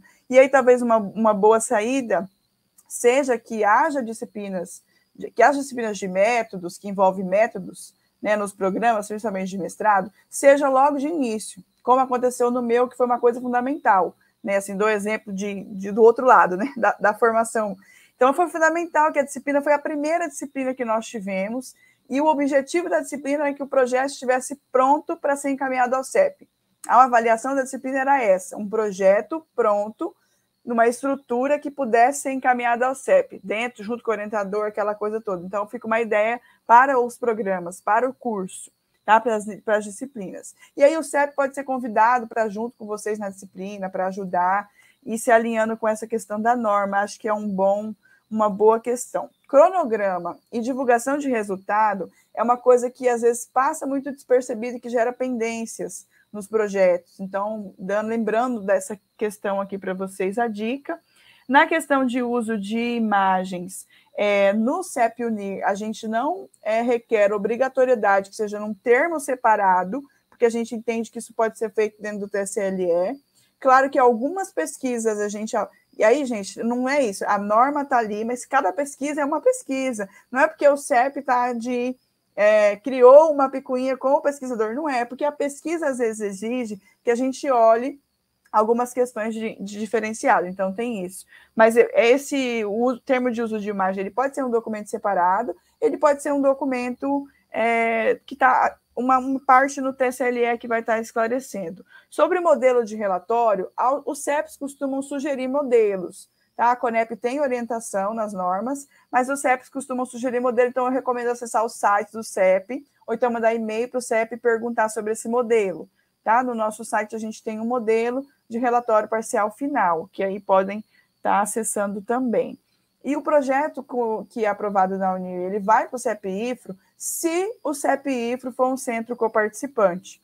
Se a pesquisa for acontecer no CEP-IFRO, então não é porque o pesquisador, vamos supor, do mestrado, é pesquisador, é professor do IFRO, que é obrigatório que passe no CEP do IFRO. Não é assim que acontece. Então, sugiro a leitura atenta do manual do pesquisador que define centro participante, centro coparticipante. A gente entende que às vezes vocês leem, mas têm dúvidas. Então, estamos abertos a receber essas dúvidas por e-mail, tá? Mandem as dúvidas. Vocês podem mandar, o programa pode reunir um conjunto de dúvidas por e-mail. Já recebi isso, foi muito legal. Respondi e ajudou o programa, tá? Estamos abertos a contribuir dessa forma. Nossa, ficaríamos realmente muito mais tempo aqui. Eu não sei se vocês estão conseguindo acompanhar o chat, mas a gente tem muitas perguntas ainda, que à medida que eu reuni as perguntas no bloco, já apareceram muitas outras. Então, eu gostaria de encerrar essa tarde da seguinte forma. Tem uma pergunta aqui do professor Josemir, que é uma pergunta que eu, inclusive, também me faço, né? E que eu acho que a fala do professor Gleison levantou, tanto é que o professor dirige diretamente a ele, mas que eu gostaria de ouvir também a Ellen e a Luciana, e assim que vocês concluírem essa resposta à pergunta, vocês já podem ir apresentando, né, as suas palavras finais. O professor Josemir faz uma fala que é muito cara ao programa de pós-graduação. Ele fala da pesquisação, que tem relação direta com o trabalho docente em sala de aula. o professor ou a professora também é o pesquisador ou a pesquisadora. E na fala do professor Gleison, ele sugeriu que esse lugar fosse separado, né? E aí o professor pergunta, vale separar o eu pesquisador do eu professor? Então, acho que é uma demanda do programa profissional em educação escolar essa temática, porque, de fato, o programa tem como objetivo melhorar a docência, o docente. Então, nós trabalhamos com pressupostos de pesquisa que esse profissional olhe para aquilo que ele está fazendo e procure aperfeiçoar o que ele faz. Então, acho que é uma demanda importante. Então, eu vou, já repassando a pergunta, pedir para que vocês façam seus comentários, suas colaborações e também já se despeçam. E eu vou reiterar aqui o agradecimento e dizer que eu acho que vale reunir todas essas perguntas e a gente voltar a conversar sobre isso. Vou comentar um pouco, assim, eu acho que não precisa separar o pesquisador do professor, acho que há uma tradição no campo da educação, né, do professor pesquisador, a gente tem recebido também projetos nesse sentido. A questão é que é preciso observar as questões éticas. Eu posso fazer a pesquisa na própria sala de aula, né? Mas é que muitas vezes esse papel se confunde, então eu vou fazer uma atividade na sala de aula, agora, a partir de agora, isso é pesquisa, né? Bom, primeiro os alunos têm que saber que é pesquisa. Quantas pesquisas já foram realizadas sem que os alunos soubessem, né? Eles têm que saber que isso está sendo feito, e eles têm o direito de dizer que não quer participar. Então, se o pesquisador, o professor garante isso, não há problema, né, em realizar a pesquisa na própria sala de aula, na sua prática, né? E aí uma questão, daria muito tempo para a gente discutir, a gente recebeu projetos de uma especialização que tinha esse perfil da mão na massa do professor, e tivemos muitos problemas na avaliação desses projetos, eram TCCs, porque os pesquisadores, na verdade, os professores confundiam atividade de sala de aula com pesquisa. Como assim? Fiz uma atividade, isso é minha pesquisa. Então, tinha um problema metodológico, né, também ali, e que, enfim, não estava muito claro, mas isso é uma questão, né, que a gente poderia conversar em outro momento, né? Mas, às vezes, o pesquisador não deixa muito claro o que é uma pesquisa mesmo, ou é o experimento que ele está fazendo em sala de aula, uma atividade pedagógica. Então, a gente teve muitos problemas na avaliação desses projetos que nos tomaram muito tempo, né? Projetos de professores atuando em sala de aula. Mas eu acho que sim, que dá para fazer as duas coisas, desde que eu considere e leve, né, em consideração as questões éticas. Agradeço a oportunidade de estar aqui com vocês, é sempre um momento de aprendizado, a gente conhecer um pouco como os CEPs trabalham, né?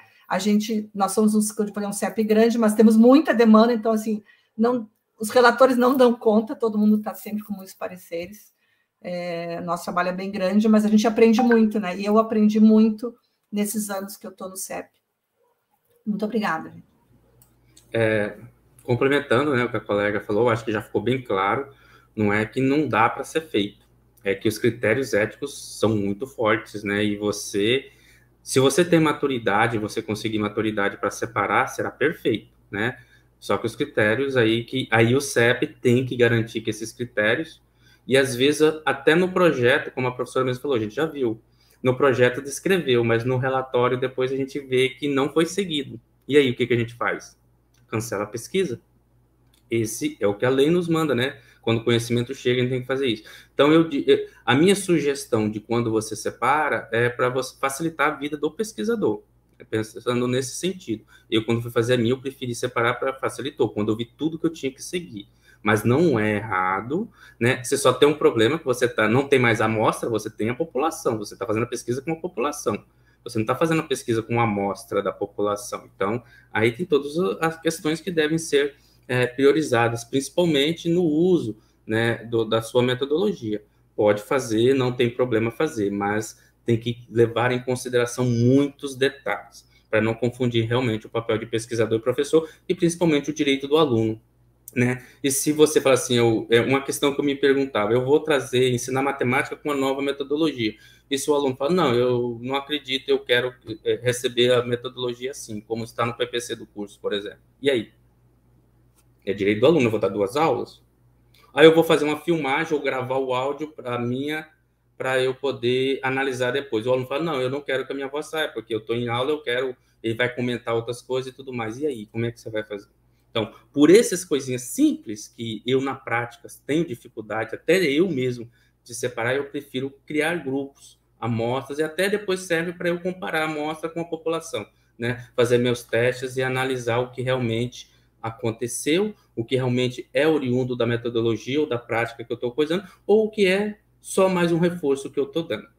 Então, não é proibido, novamente, não traz um controle, só que nesses casos a gente analisa com muito detalhes, né? Inclusive, isso tem que estar informado no TCLE, porque os pais têm que ter ciência que naquela hora de aula o aluno também está participando de uma pesquisa. E, às vezes, o pai pode não autorizar também. E aí você acaba perdendo muito. Eu vejo na prática, quando isso acontece, já vi acompanhei várias pesquisas no nosso campus aqui, como parte gestora do ensino, às vezes você tem uma amostra muito pequena, pessoas que você não consegue captar. E hoje em dia é tão difícil você voluntariar pessoas para te ajudar numa pesquisa, que às vezes alguns pontos podem te prejudicar ainda mais na coleta e no tamanho da sua amostra e dificultar a sua vida. Agradeço mais uma vez ao programa, estou aberto sempre aí, podem me procurar, quiser tirarem dúvidas, a gente está sempre disposto a ajudar pelo bem aí da pesquisa dos participantes e para facilitar a vida, né, de todos os participantes nessa jornada que é angustiante. Essa parte é sempre angustiante e a gente está sempre disposto a fazer o que precisar, né, e reitero aqui nós do CEP-IFE, aí como a própria professora Ellen falou, cada CEP cria seus mecanismos também que não estão amparados na resolução para facilitar a vida. Nós temos aqui o que a gente chama de análise de referendo. Uma vez que passou, emitimos pendência, você não precisa guardar uma outra resolução. Chegou aqui, é disparado na hora para o pesquisador, ele encontra um espaço na agenda dele e faz a análise. Ele não espera a reunião. Só vai para a reunião se essa pendência realmente não for atendida, aí o colegiado que delibera. Mas, estando tudo atendido, ele não precisa esperar, a gente analisa de imediato. Então, isso é uma coisa que a gente já faz para facilitar aí a vida dos nossos pesquisadores. E o nosso calendário, só um último ponto, nosso calendário ele fica na página do CEP também, da nossa instituição, que também é difícil de ser manuseada, como todos esses sites das universidades e dos institutos, tem um formato bem difícil de trabalhar. E como somos todos docentes aqui no nosso campus, somos todos docentes, janeiro a gente não tem, é o único mês que a gente não tem deliberações, tá? Não temos reuniões. Em julho a gente tem as férias ali do meio do ano, mas a gente faz a reunião de julho, ou no final de julho ou no início de agosto. Então o único mês que não tem seria esse, né? E qualquer dúvida, eu vou deixar o meu e-mail, né? É gleison.guardi@ifo.edu.br. Pode mandar e-mail para a gente ajuda com os modelos. Foi falado do modelo de relatório, né? Pode mandar lá que a gente instrui sobre isso. O relatório final é você pegar o seu parecer e reescrever explicando como você fez cada parte daquilo que foi aprovado. No mais, muito obrigado e estou sempre aberto aí a tirar as dúvidas. Ellen?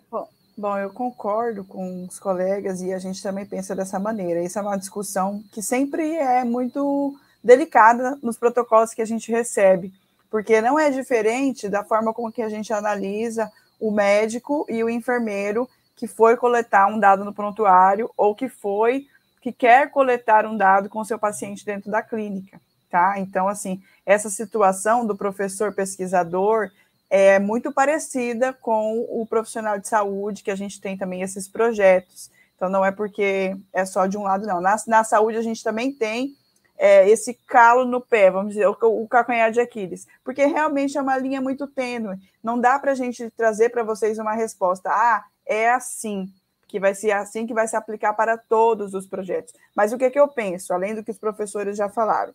O professor que opta por esse caminho de fazer com os seus próprios alunos, ele tem que ter em mente que ele vai ter que ser muito minucioso no seu método, principalmente no seu método e no seu termo de consentimento, para garantir como é que esses procedimentos vão acontecer e deixar muito claro ao CEP como que vai ser garantida a autonomia, a liberdade, a justiça, a equidade, como que isso vai garantir os princípios éticos ali, básicos que a gente tem. É possível, a gente já aprovou projeto assim, tá ok? Mas ele tem que ter essa ciência que ele vai ter que ser muito detalhista, vai ter que estudar bem as normas para poder esclarecer bastante. Então, realmente, às vezes o CEP sugere, não é que o CEP exige. O CEP sugere, olha, na pendência, pôs tudo de pendência que ele tem que esclarecer. Você não acha melhor, né? Você pensa, poderia fazer esse estudo com outra turma? Né? Você docente em outra turma que não é a sua, talvez isso seja mais tranquilo para a gente poder entender o método, porque quando você tem que colocar esse outro aspecto, que você está ali com seu papel, que tem sim um status de poder, seja professor, seja profissional de saúde, que tem uma coisa que é implícito, por mais que se garanta todas as outras coisas, todos os cuidados, os esclarecimentos, o fato de ser o professor na sala de aula, que convida para participar de um estudo, por si só, quando a gente olha isso no método, a gente já vai querer saber todo o resto com muito mais detalhes, se está bem esclarecidinho. Então, assim, é possível, mas é preciso ter em mente que precisa, sim, se dedicar ao estudo das normas, se dedicar a um método minucioso e ter consciência que é um projeto que vai ter pelo menos uma pendência para esclarecimento. Então, ele tem que ter um cronograma legal, tem que seguir o calendário do CEP, tem que ter um cronograma legal, com espaço legal. Não dá para deixar para a última hora esse tipo de projeto. É o que eu posso sugerir no momento. Agradeço muito, parabenizo primeiramente o programa, é o programa das Ciências Sociais, Humanas e Sociais, que eu me lembro, de 2014, é um dos primeiros programas que vem projeto, né, para a gente. Então, parabenizo, né, a área por estar envolvido com essa temática, por mandar os projetos, por ter essa exigência, que acho que isso agrega demais para os participantes de pesquisa. E o CEP Unir está à disposição, eu, professora Laís, os outros membros, tá, para estar participando com vocês. Sugiro que mandem as dúvidas aí que vieram pelo chat, para que a gente possa estar tentando responder, às vezes com um post no site, tá ok? Muito obrigada novamente. Nós agradecemos muitíssimo, foi como os comentários no chat estão explicitando, foi uma mesa muito produtiva, trouxe muitas questões, levantou outras, né? E sim, vamos tentar organizar as questões e aí vocês podem mesmo disponibilizar, né, como pergunta e resposta nos sites, que eu acho que serão bastante instrutivas. Como as questões vão mudando o tempo todo, né, não só a legislação, como também as demandas do mundo contemporâneo, né, a questão da pandemia nos colocou aí outras formas de pesquisar, né, à distância, com outras plataformas. Então, esse diálogo não se encerra aqui, né, realmente é preciso abrir esses canais cada vez mais, e como a professora Luciana tão bem destacou, investir na formação cada vez mais, né, de pesquisadores e pesquisadoras que tenham como preocupação básica realmente a ética nas suas ações e no seu fazer. Então, muito obrigada, em nome do programa de pós-graduação, em nome do Departamento, né, de Ciências da Educação, agradecemos a disponibilidade de vocês e as contribuições nessa tarde. Boa tarde a todos e a todas que nos acompanharam até agora, todos que contribuíram, intérpretes, as nossas auxiliares aqui da tecnologia, e a todas as pessoas que nos acompanharam e mandaram tantas perguntas, né? Foi uma roda de conversa, né? Que não é muito roda, mas foi uma tarde que nos permitiu, de alguma forma, um diálogo. Muito obrigada.